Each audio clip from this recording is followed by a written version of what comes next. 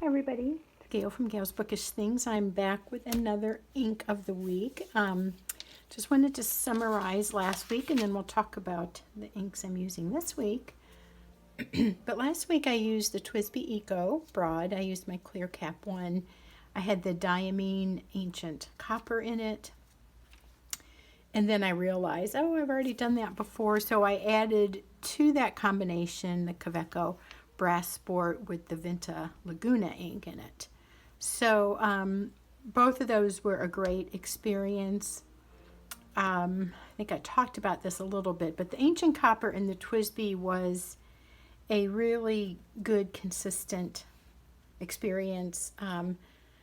Maybe as I wrote, if I wrote a long time, it might have started to kind of run just a little bit dry, but generally every time I wrote with it, I was just very happy to have that ink, and I feel like my TWSBI pens are just very reliable in how they write, and the same experience seems to be pretty much the same over and over, favorable.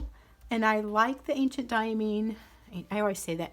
Diamine Ancient Copper, and I definitely would buy it again when I run out.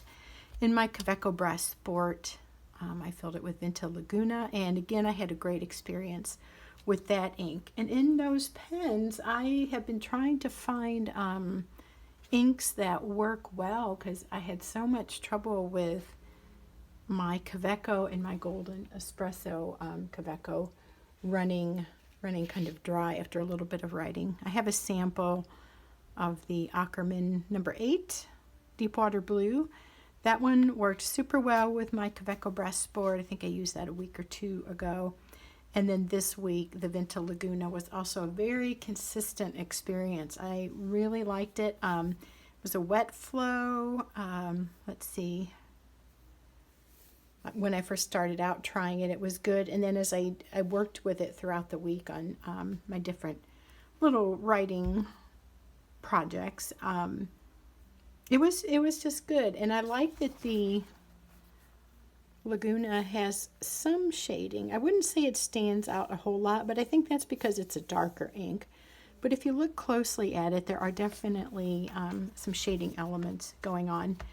The Ancient Copper and the Vinta Laguna, I think, are similar at first glance, but they were both very, very good inks. A little more reddish, a little more coppery, thus the name. But the tone and everything is very similar. If I, had to have one or the other ink and not the other, I think I'd be happy with either, but it would be a hard choice to have to make. Yeah, so that's pretty much all. Definitely would rebuy either of those. And I have mentioned before, but I like this red better than my J. Herbin Rouge Hematite. It's a beautiful ink. It's a very bright red, and the shimmer just seems to clog up my pen. So I'm kind of drawn, I think, more to the don't want to say subdued, but just deeper and maybe a calmer color, you could say. This week I'm going to just focus on my new Lamy Vista. I did a video of the unboxing of this. There was a special on Endless Pens. It was pretty inexpensive. I like the clear demonstrator, so I decided to try it. Plus I have a TWSBI pen that is kind of broken beyond repair, I think. So I thought, okay, well, I'll just get this, and at least the amount of pens hasn't gotten bigger. It's maintained its status quo so far. I have in here Jade Noir by I think it's Monte Verde, and when I first wrote with it just this morning, it just flowed super easily, really wet, just came out just super wet. I don't know what else to say, but dried nicely, and I just love the feel of that and how well it flows. This is the Tomoe River, but let's just give it a little try here. Yeah, it's coming out super nice. It kind of reacts a little bit strange on this Cosmo Air Light, I've noticed, and on the Toro Next. Overall good, but you can see, I'll hold it up in a minute. there's a couple spots that seem to act a little bit strange, like right here. Almost like it's not sticking to the paper. I had that happen on, like I just said, the Tora, is it Tora or Toro Next paper? Sometimes it has like a dot grid. You know, it's really small. It just looks like grid paper. But if you look at it closely, it's kind of a grid that's dotted. Anyway, I've noticed sometimes on writing on that the ink will not stick where those little lines are.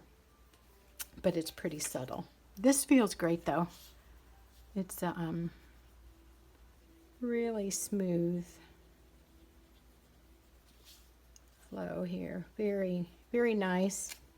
Again, you can see right here how it just kind of didn't cling to the paper. And now I've had people tell me it's the oil from your hands on this Cosmo. So let's just try something here. Let's see what happens if I do that.